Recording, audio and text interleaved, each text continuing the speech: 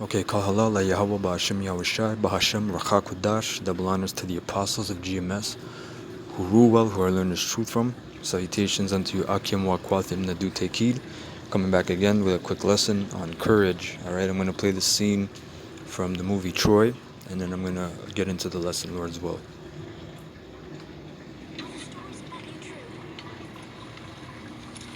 They say your mother is an immortal goddess. They say you can't be killed. Wouldn't be bothering with the shield then, would I?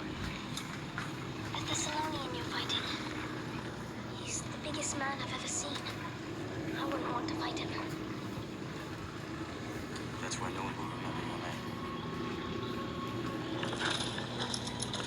You see, and this is a good movie in general, but I wanted to bring out that point because it's about courage, man. And this is a carnal battle that he's about to ride off to, right? But we're dealing with a spiritual battle, right? We're dealing with a spiritual fight on our hands, right? So you got to apply this to the right hand side, okay? And he said, what did he say? He said, no one. That's why no one will remember your name. And hold on, aren't the Israelites, or at least the great men of Israel, they're known as a men of renown? That's right, they are known as men of renown, which is what Nephilim is, Nepalium. All right, because Nephilim doesn't mean fallen ones, really. It means great men. Those are men of. Matter of fact, if you go to, let's go to that. I believe it actually says renown, right? In Genesis 6:4, the word giant, Salakia, isn't giant. It's Nepalium. There were giants in the earth in those days, and giant means it's figurative. We were giants, man. We were meaning we were figuratively great. We were spiritually higher than everybody, which we still are, because doesn't the Lord say in Matthew, is that 5, "Ye are the salt of the earth"? When the sons of the Most High, which is Israelites, came unto the daughters of men, which is other nations, and they bare children to them, the same became mighty men which were of old, men of renown. So you were known, man. You were a giant. See, and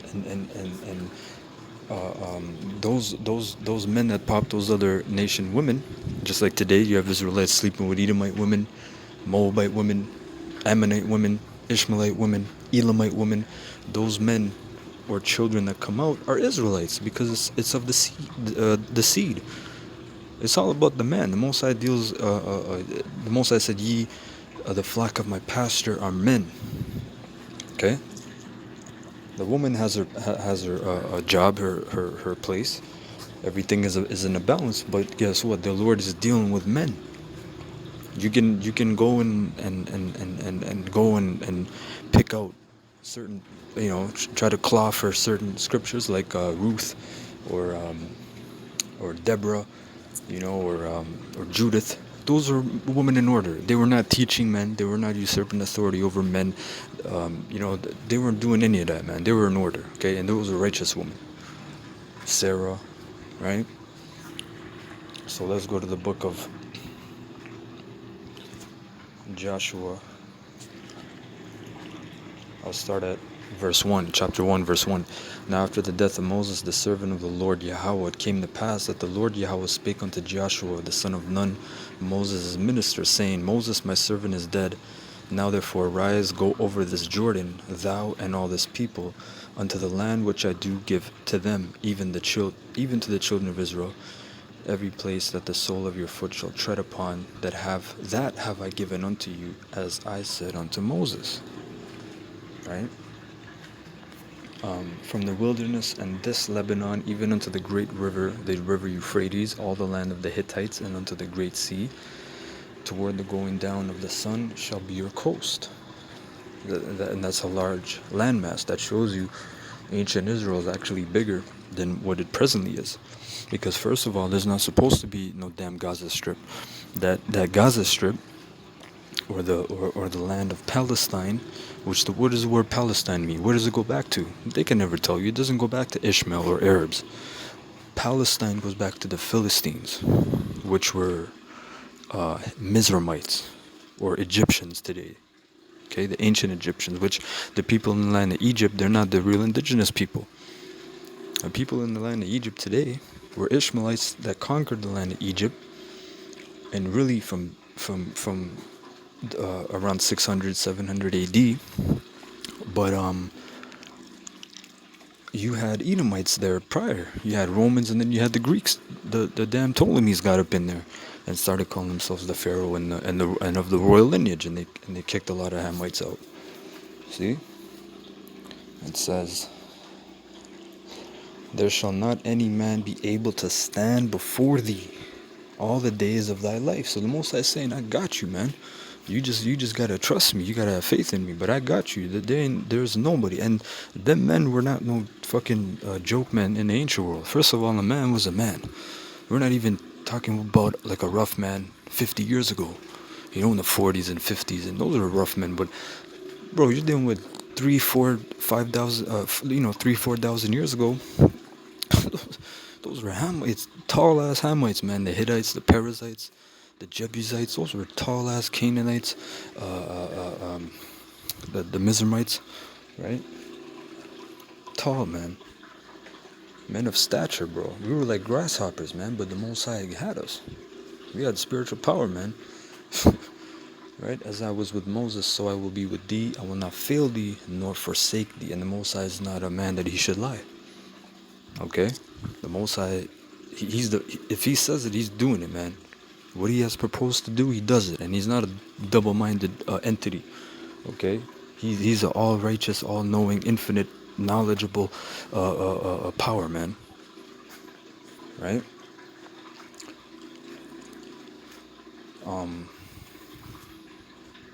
Verse 6, "Be strong and of a good courage, for unto this people shalt thou divide for an inheritance the land which I swear unto their fathers to give them. Only be thou strong and very courageous, that thou mayest observe to do according to all the law which Moses my servant commanded thee. Turn not from it to the right hand or to the left, that thou mayest prosper whithersoever thou goest." So that means in 100, 200, 300, 1,000 years from that time, you're not supposed to amend the scriptures. You can't get with the times. First of all, we're in the proud times. We're not in good times, man. We're about to be in the evil times, evil days, right? But you can't change these scriptures to bend to your standards or your will. The Most High just said, don't turn from it to the left or to the right. It's a straight, narrow path, man. Okay? So what did he say? Be of good courage. Now let's look up this word courage. In the Hebrew, the word is amat, which means to be strong, alert, courageous, brave, stout, bold, solid, hard. And I like how it said brave, because I had another point to bring out. The so-called Native American Indians, the tribe of Gad, were known as, there was certain of them that were termed as braves. The top warriors were termed as braves. See? Which we can get that, which you have in a team, a baseball team called the Land of Braves. And when you look up the logo, it's a tomahawk. Where'd they get that from? Right? The Braves. And it's in red too, trying to mock Gad. But those times you couldn't mock Gad. Reuben, you couldn't touch Reuben, man. The most costly war for the United States was the 3 Seminole Wars. They had 3 Seminole Wars with the tribe of Reuben, and you had Judah up in there, because a lot of the slaves, they ran away, and Reuben took them in amongst themselves, which is prophecy. And Reuben was the firstborn of Jacob, so that was yo, man, Reuben, you don't play with Reuben, man, you know. But Gad, you had certain of them called braves, man, because they had a thing called counting coup. If you look up counting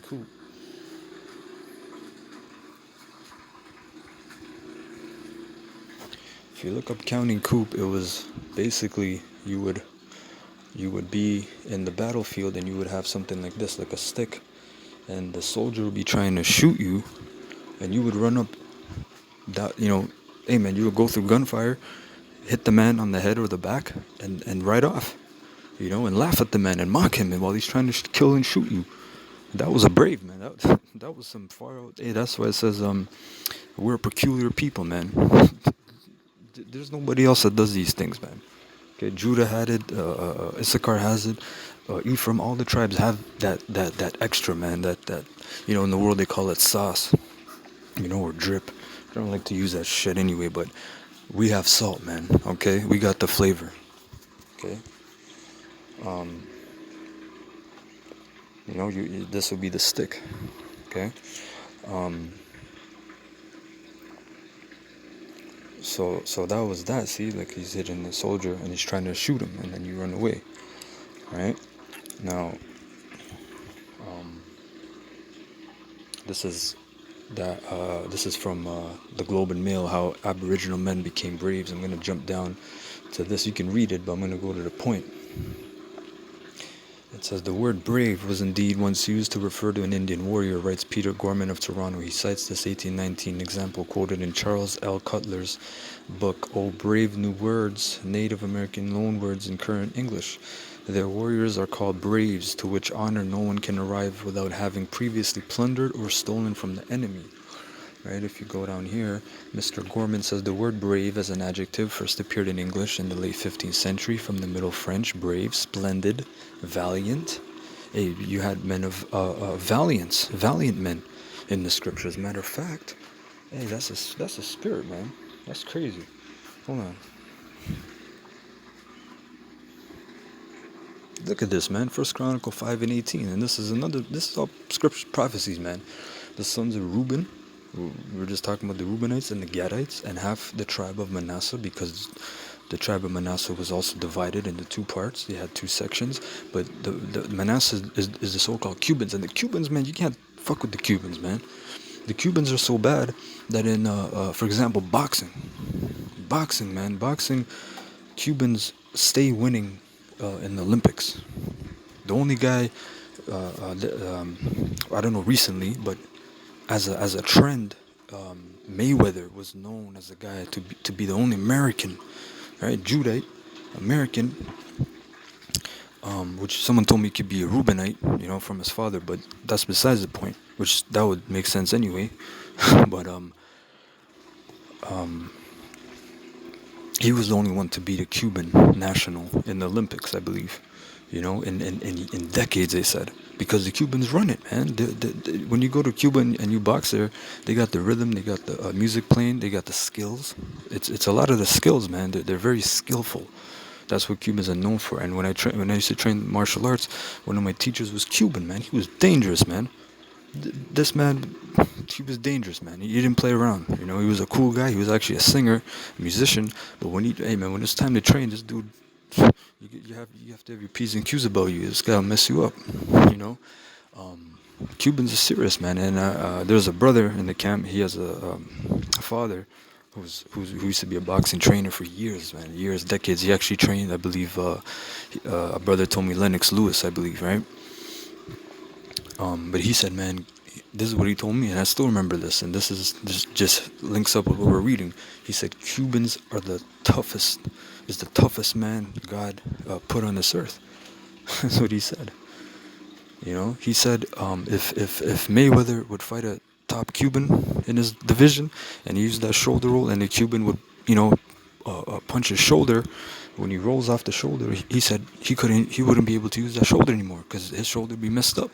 That's how strong and tough they are, man. There's a matter of fact, if you brothers check it out, there's a MMA fighter who's a Cuban. His name is Yoel Romero. You're telling me in the ancient world, when you have like 5,000 of these guys, you're telling me that's not serious, man?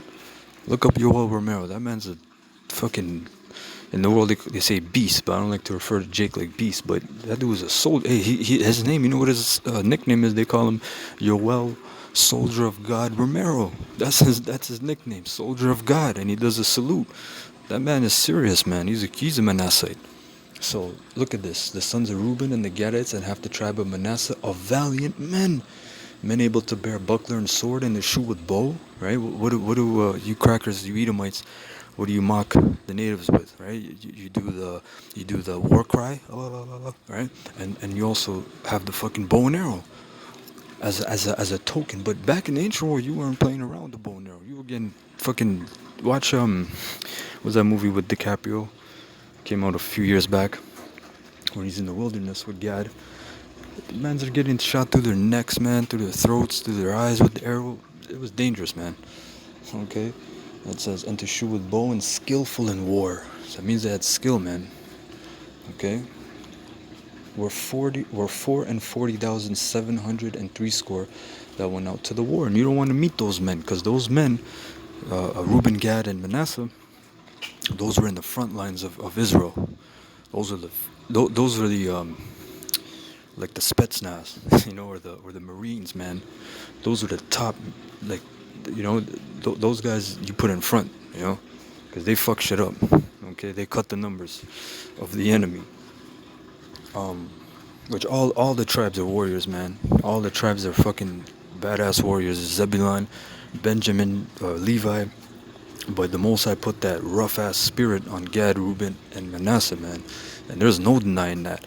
And you got dumbass fucking Israelites calling themselves Moors, disregarding like the Lakota, or the Navajo, saying they're Asians and saying they're heathens, or the Cree up in Canada.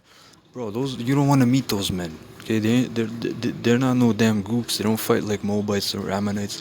You don't want to meet those men. Okay, men like Crazy Horse, Sitting Bull, Geronimo. You don't want to meet those men. Okay, and the Navajo, man, or the Apaches, which Geronimo came from, those were short ass men. Those were like 5'5", 6". Like today, you look at them, short men, and they led the U.S. cavalry on for years, man. They couldn't fuck with the Apaches, man. And there was a special band of Apaches which Geronimo was from, which was like the top echelon warriors, which I believe the name was Chiricahua Apache. If you watch the movie Geronimo, he mentions it. He said Chiricahua.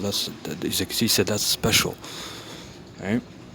Splendid, valiant, which itself came from the Latin bravo, meaning bold, and which we looked it up, or Spanish bravo, courageous, untamed, savage. Hey, untamed, what did it say about Reuben? Let's get the prophecy. This is all prophecy, man.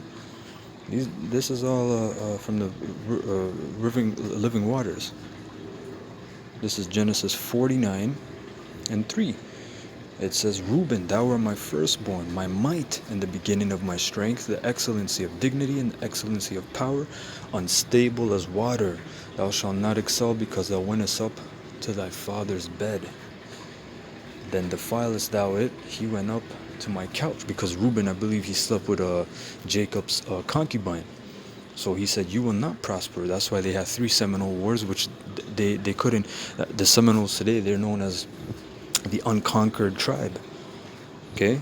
Because technically they didn't even cede their territory, right? But they had 3 Seminole wars, which was the most costly American war, right? They said those were the top warriors, man. But it says unstable as water, right? It says untamed, okay? And that was really the point. Okay, that was really the point, but the point stands, man, in Joshua, right? About the word brave or courageous, the Most High says. So we gotta be courageous as well, man, in these times, right? And the wisdom and knowledge shall be the stability of our times. So that shows you these scriptures, these words, man. They're supposed to uphold you, uplift you, and keep you maintaining, man. Strengthen you, really, at the end of the day. Okay, because in this world, all the light is dim, man. There's no light in this. There's no wisdom in this world. And these people are gonna really start bugging out soon, man. They're gonna start looking for that new wine, right? Like in Isaiah, it says they shall cry for new wine. There should be a cry for new wine in the streets, some new philosophy, some new optimistic look, some new way. But it all will only float back to the source, to Yahweh Ba'ashem Yahushai. Okay, And these people ain't got it, so they're going to be in darkness. And you brothers are going to see that, man.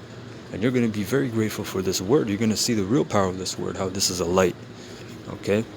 So with that, I want to say, Kal Halalim, La Yahweh Ba'ashem Yahushai, Ba'ashem Rachakodash, double honors to the apostles of Great Millstone, the great men that rule well, and salutations unto you brothers and you few sisters that do take heed. May Yahweh Ba'ashem Yahushai, Ba'ashem Rachakodash increase your faiths. Well, until next time, Lord's will, Shalom.